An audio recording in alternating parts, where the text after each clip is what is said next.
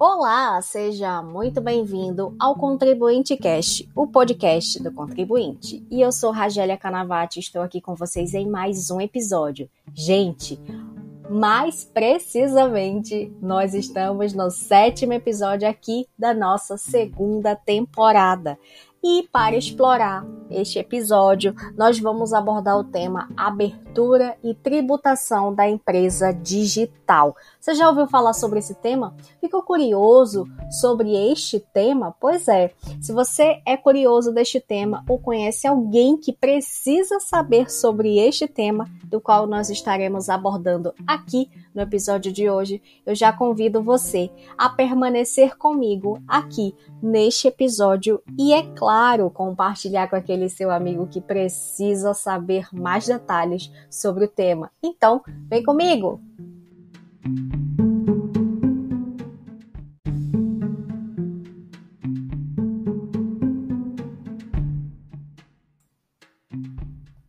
Empresa digital. Você sabe o que significa isso? Gente, empresa digital nada mais é do que um tipo de negócio do qual a infraestrutura física passa a contar com uma capacidade a menos, ou seja, ela sai da zona física e passa a ter uma infraestrutura virtual, digital.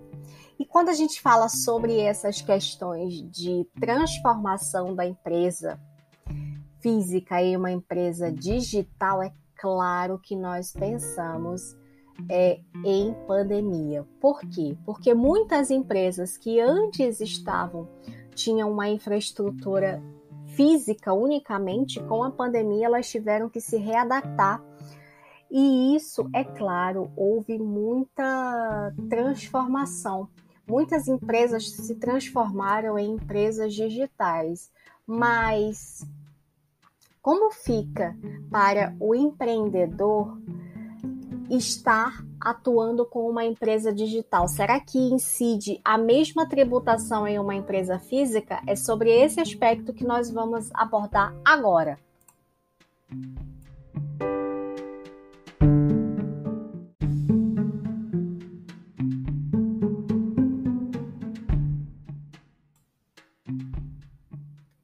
A empresa digital, gente, ela funciona basicamente em uma plataforma online e isso torna ela, claro, muito mais escalável, ou seja, capaz de crescer muito rápido.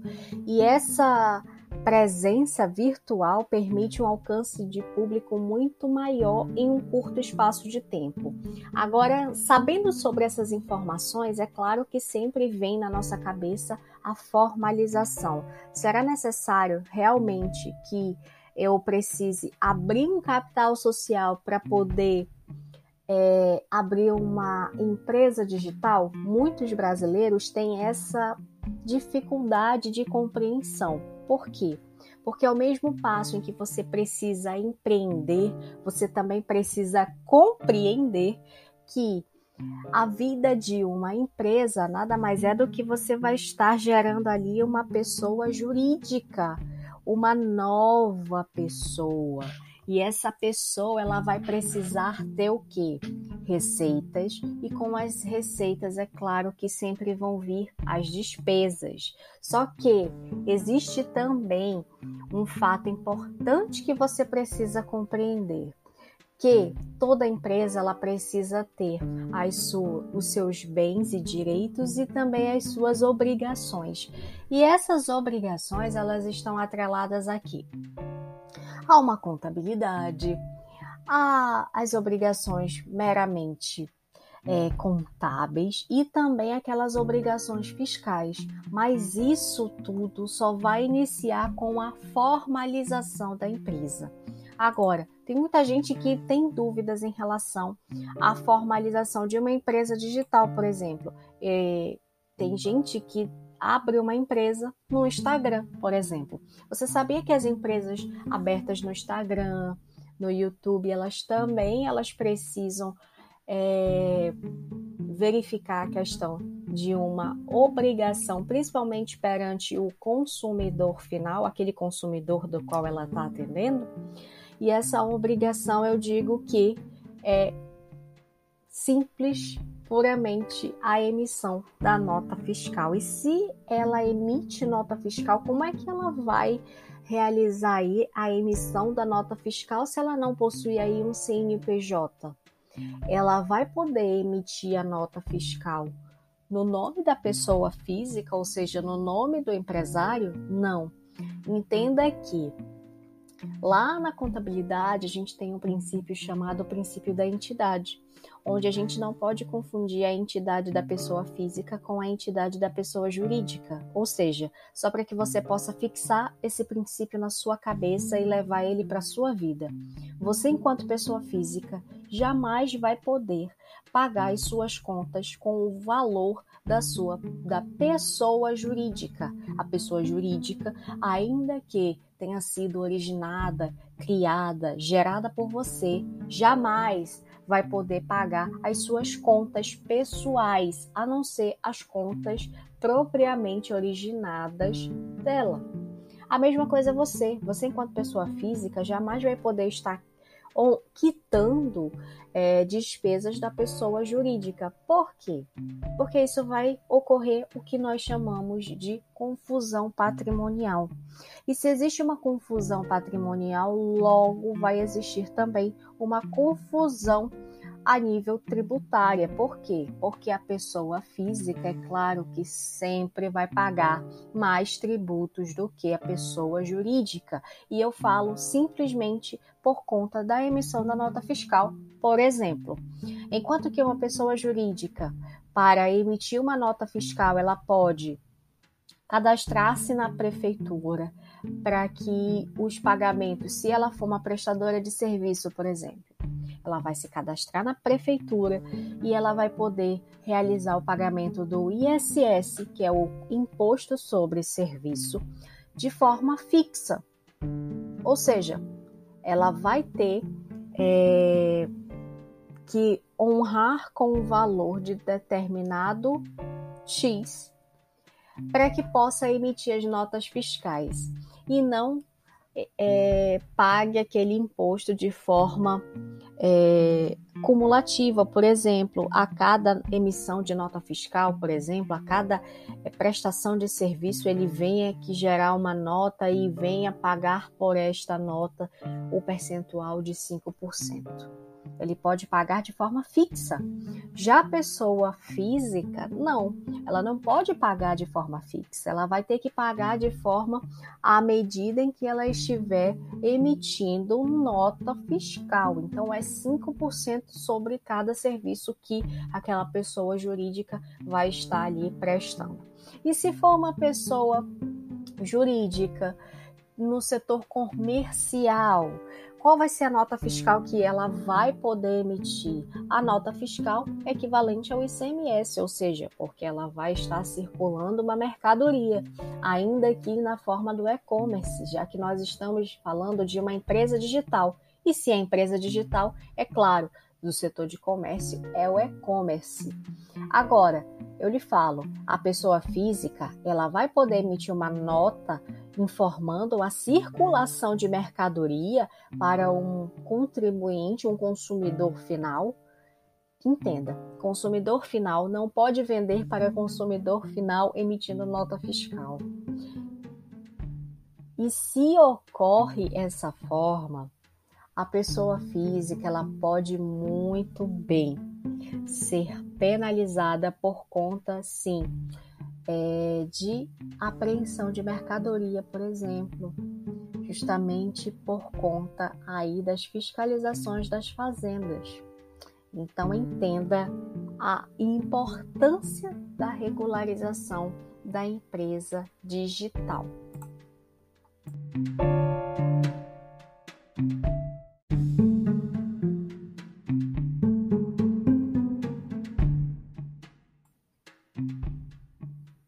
Muitas empresas na pandemia tiveram que fazer algumas alterações e principalmente a migração para a adaptação, ou seja, deixando de ser uma empresa física e passando a se tornar uma empresa digital.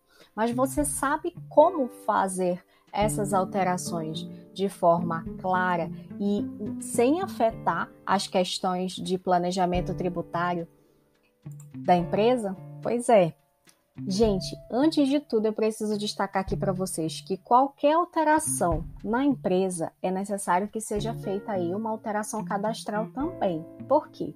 Se a empresa que já possui o CNPJ, ela está migrando para uma empresa digital ou abre uma filial digital, é necessário que seja realizada aí a alteração cadastral. E essa alteração cadastral, ela pode ser feita através do portal www.gov.br/rede-sim. Então, é tudo automatizado agora. Entenda, essas alterações que elas vão precisar aí de uma consulta prévia são aquelas informações realizadas à atividade, ao nome empresarial, à natureza jurídica, ao endereço e até mesmo o tipo de unidade e a forma de atuação.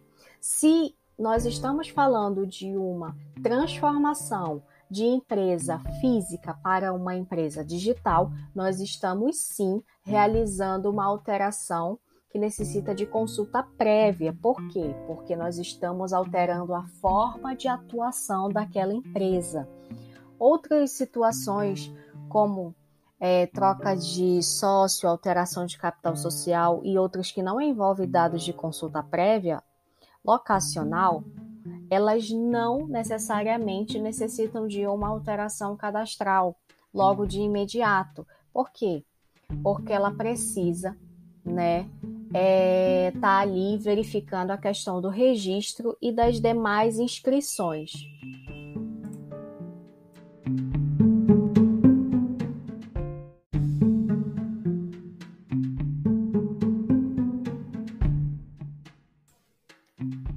Agora, se sua dúvida está relacionada à abertura da pessoa jurídica, à abertura da empresa digital, à regularização da sua empresa que está lá no Instagram, no YouTube e até mesmo no Facebook, como é que funciona essa questão da abertura?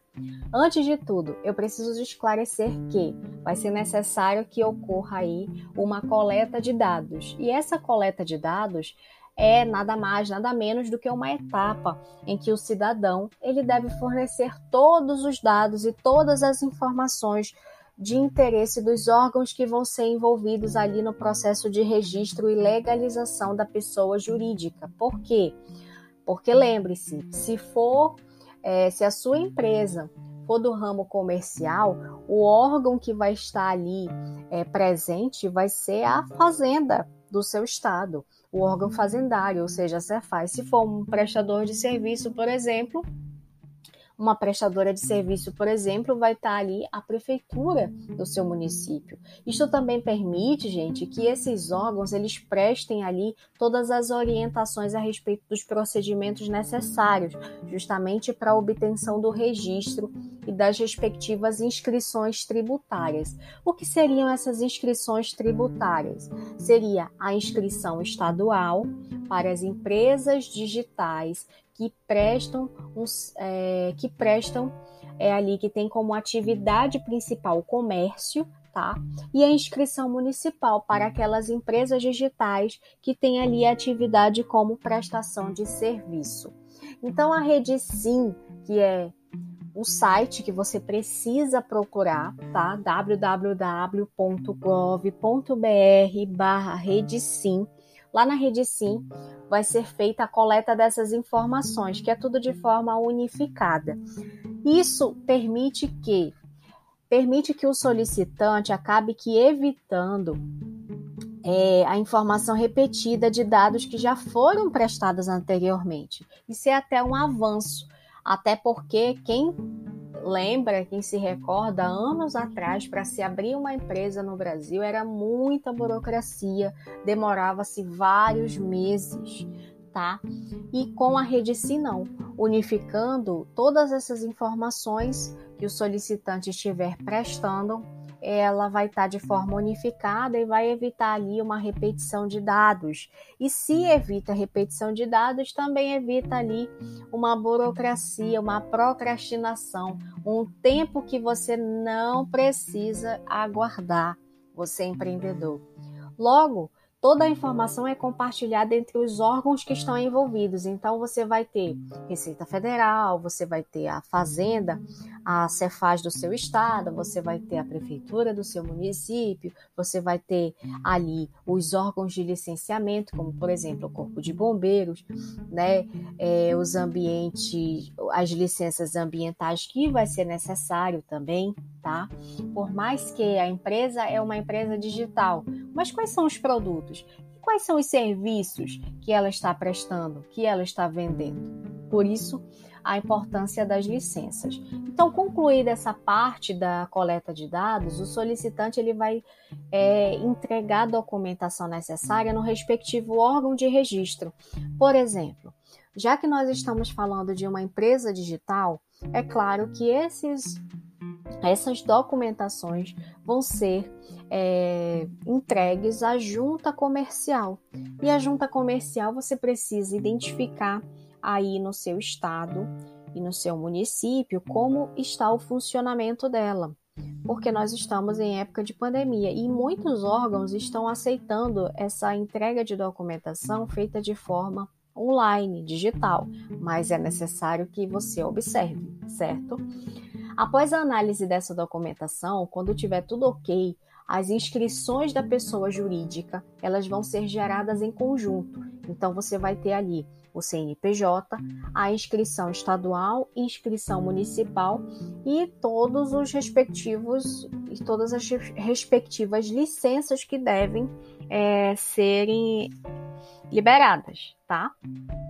Agora que você já abriu o seu negócio, já regularizou a sua empresa digital, a gente vai aí para a tributação.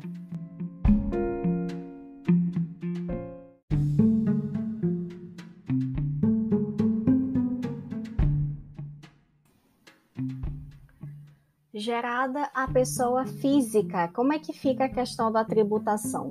Antes de tudo, antes de falar sobre tributação, é necessário que o empreendedor tenha em mente que ele precisa ter o acompanhamento de um advogado tributarista, justamente para realizar ali o primeiro planejamento tributário. E o que é esse primeiro planejamento tributário? Nada mais é do que a escolha do regime tributário. Por quê? Porque quando ele for realizar a contratação do contador que vai prestar ali o serviço para ele, para o cumprimento de todas as obrigações tributárias, o contador ele já vai ter em mente qual é o cenário que aquele empreendedor, que aquele empresário ele precisa. Por quê? Porque ele já realizou um planejamento tributário. Então, ele já tem as informações necessárias para poder dar início ali ao cumprimento das obrigações tributárias. E o planejamento tributário inicial, de pronto, é justamente a escolha do regime tributário. Por quê? Porque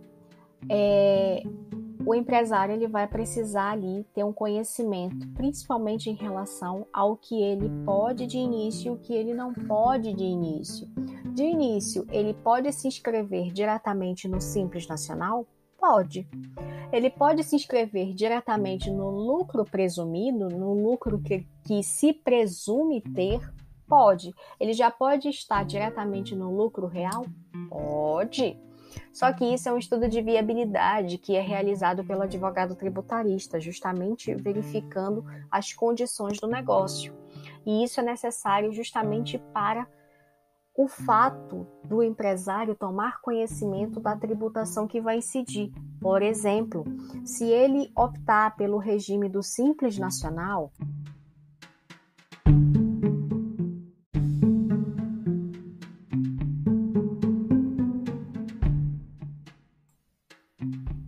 no Simples Nacional, ele vai se deparar com alguns anexos, e esses anexos vão revelar o que a ele? uma forma de tributação diferente. Se ele for do setor do comércio, por exemplo, ele vai precisar seguir à risca um determinado anexo que é trazido na legislação do Simples Nacional. Se for uma prestadora de serviço, por exemplo, aí já são alguns anexos que precisam ser avaliados. Por quê? Porque o advogado tributarista vai entender e compreender a atividade, a origem daquela prestação de serviço e informar ali ao empresário, aquele empreendedor, qual será a tributação que vai incidir sobre a prestação de serviço dele. E a partir daquele momento, estando ele no Simples Nacional, ele sim vai possuir algumas obrigações.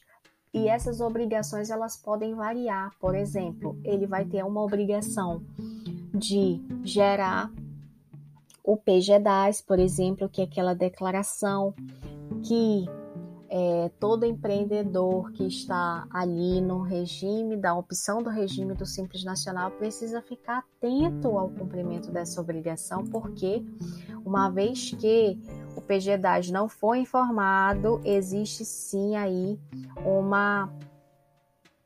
eu diria que é até uma implicação, porque o CNPJ pode ficar suspenso por conta da ausência dessa obrigação.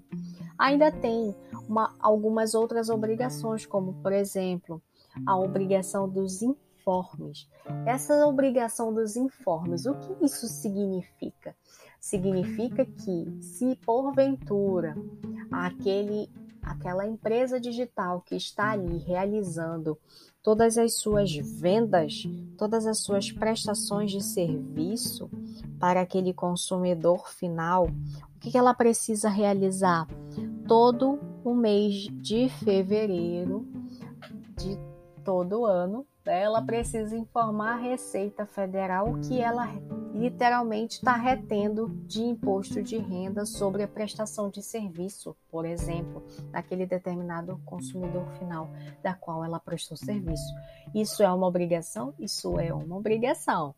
Agora, se porventura ele optar pelo regime do lucro presumido, já que teoricamente ele está no início, ele não tem lucro, então se presume aí que ele venha a ter lucro. Qual seria a tributação que vai incidir sobre ele?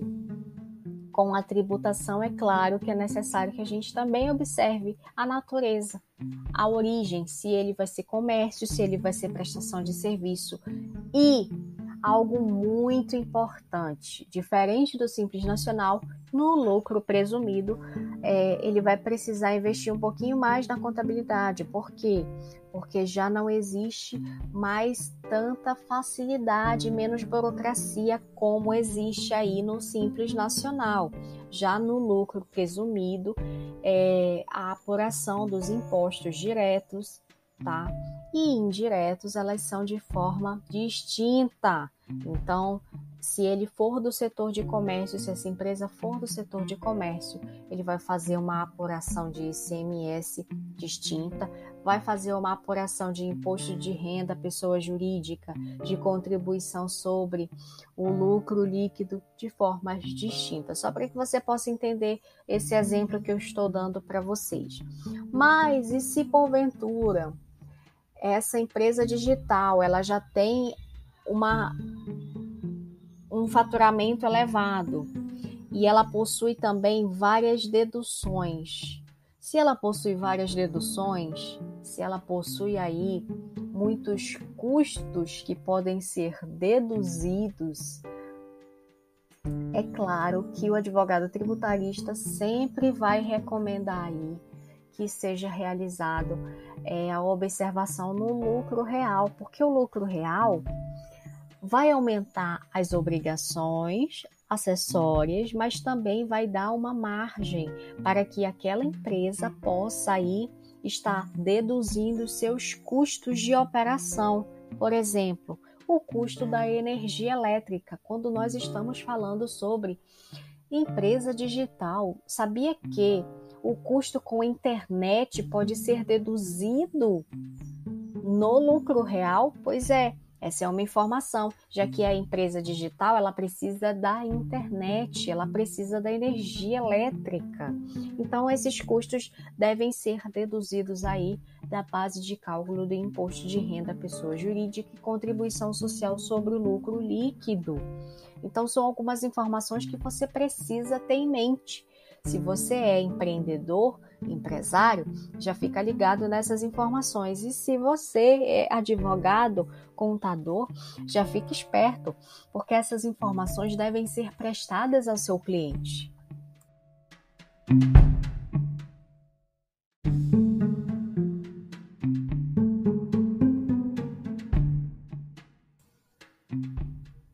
Agora que nós já abordamos alguns detalhes sobre regimes tributários, a importância do planejamento tributário, a importância do acompanhamento do advogado tributarista e do contador, é claro que eu preciso destacar também algo que é necessário, principalmente quando estamos diante da realização do planejamento tributário daquela empresa digital que se pretende abrir. É justamente o estudo do KINAI. Você sabia que o KINAI ele pode ser usado para empresa de infoproduto? E o que é esse infoproduto? É justamente as empresas digitais. Ao abrir a empresa, um dos aspectos mais importantes, gente, é saber qual é o KINAI que você deve escolher, justamente por conta da tributação. E quando a gente fala sobre esses aspectos, esse estudo sim deve ser realizado pelo planejamento tributário que você pede ali do advogado tributarista.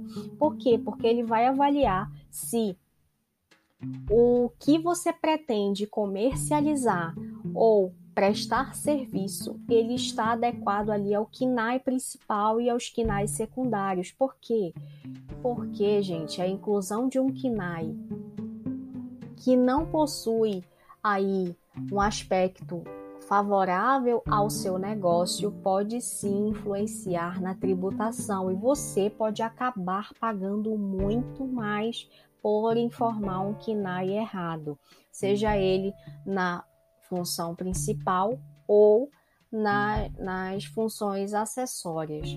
E quando eu falo sobre a importância dessas atividades, eu já destaco desde logo aqui alguns tipos que são muito utilizados, principalmente em relação às atividades digitais das empresas de infoprodutos, tá? Que é o 8599, dígito 6/04, justamente para aquelas empresas digitais, e isso você encontra muito no Instagram, por exemplo, muito no YouTube, que são aqueles cursos e treinamentos que são oferecidos ali pelos profissionais liberais, para quem produz conteúdo digital, sabe? Que vende manual, que vende curso online. Isso aqui é muito importante. Uma outra questão que também está muito ligado é o 5811, dígito 5/00, que diz respeito ali à produção e edição de livros, para quem desenvolve ali e-book, para quem vende e-book na internet. Então, são alguns tipos de KINAIs que eu estou dando só a título de exemplo aqui para vocês. Mas e se porventura quiser comercializar produtos na internet? Como tem muita gente atrás aí, é o 7319, dígito 2/09, que está ligado à promoção de vendas e inclusive para afiliados. Então, tem outros KINAIs, isso aqui é só alguns exemplos que eu estou citando aqui para vocês possam entender como é que funciona essa questão de KINAI, da escolha do KINAI. Eu posso ter mais de um KINAI? Pode, você pode ter um KINAI principal e um KINAI secundário, só que lembra a importância de você estar assistido por um advogado tributarista justamente para que ele possa te informar qual vai ser a influência daquele KINAI secundário na tributação que vai incidir sobre você.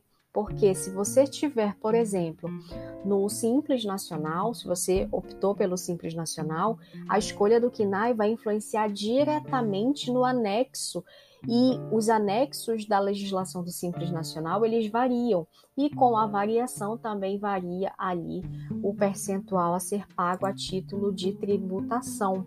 Uma outra situação que eu destaco aqui para vocês é sobre o domicílio fiscal. Você sabia que domicílio fiscal é o endereço da empresa a título de tributação? Pois é, o endereço é o endereço fixo de alguém, ou no caso a empresa, é aquele endereço fiscal correspondente ali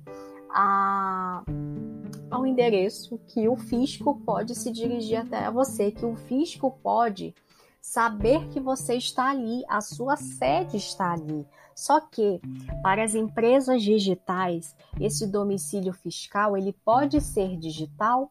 Pode. Tem, e eu trago aqui uma importante informação para você, que é sobre os escritórios digitais para os profissionais liberais. Você sabia que existe escritório fiscal, endereço fiscal? Justamente. Muitos escritórios fiscais, eles foram abertos principalmente por conta ali do baixo custo, porque não tem uma estrutura física. E se tem uma estrutura física, é claro que vai ter o custo com a energia elétrica, um custo com o aluguel, por exemplo. Isso se a gente tiver no regime do simples e no regime do presumido, que aquele custo ali não vai poder ser deduzido. Então, observe aí a questão, né? A importância do planejamento tributário. Algumas empresas, elas têm em sua sede o domicílio fiscal justamente para a abertura da empresa, o que é preciso sempre informar o endereço que comporte ali o tipo de negócio. Por quê? Porque tem o estudo da viabilidade. Então, a prefeitura do seu município, ela através do plano diretor da cidade, ela sempre vai destacar ali quais são os bairros que podem estar recebendo determinados domicílios fiscais de empresas, por exemplo. Agora, eu destaco aqui para você que endereço fiscal e endereço comercial possui aí algumas distinções. Por exemplo, o endereço fiscal da empresa importa mesmo é só para a regularização do negócio e o contato com os órgãos tributários e de fiscalização. Já o endereço comercial é aquele que o teu cliente vai até você. Então, se você é uma pessoa, se você é uma empresa digital, você vai ter o seu endereço fiscal e você vai ter o seu endereço comercial. O seu endereço comercial vai ser a internet, vai ser o Instagram, vai ser o IG da sua empresa, tanto no Instagram quanto no Facebook e até mesmo no site. Agora, o seu endereço fiscal, que é justamente para a regularização do seu negócio, vai ser preciso ser distinto, e você consegue aí visualizar algumas plataformas que comportam aí endereços fiscais e já reconhecidos inclusive pela Receita Federal.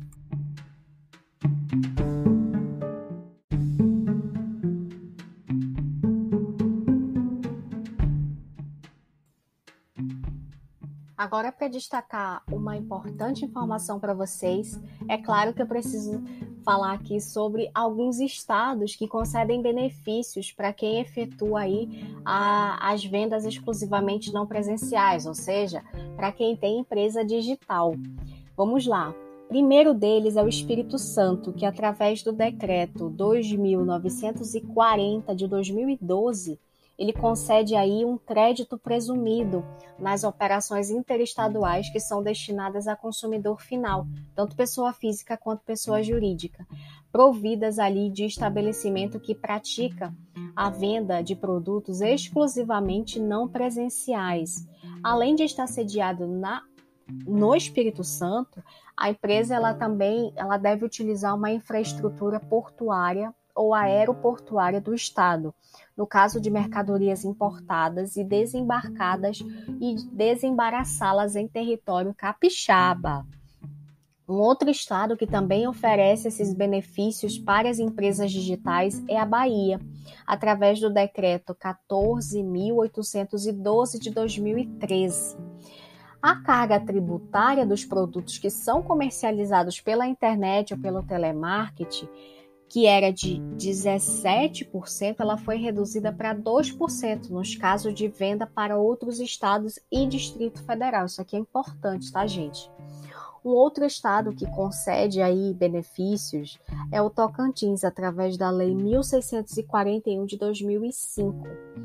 E essa lei, o que ela oferece?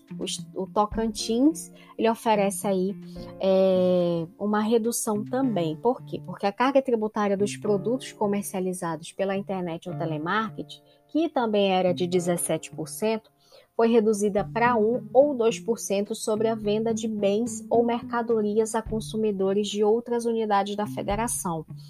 Agora eu destaco aqui para vocês que os incentivos fiscais eles são aplicáveis aos optantes do Simples Nacional apenas quando expressamente citados na respectiva legislação estadual. Mais uma observação importante: por que você precisa consultar um advogado tributarista, realizar um planejamento tributário? Por quê? Porque existem estados que promovem aí benefícios fiscais justamente para incentivar a criação dessas empresas digitais. E é claro, na pandemia eu tenho certeza que vale aí a consulta ao advogado tributarista do seu estado para saber se a sua empresa no seu estado pode gozar desses benefícios fiscais. Será que seu estado promove benefício fiscal para a empresa digital na pandemia? Pois é, já fica aí a pergunta que você deve fazer para o seu advogado tributarista.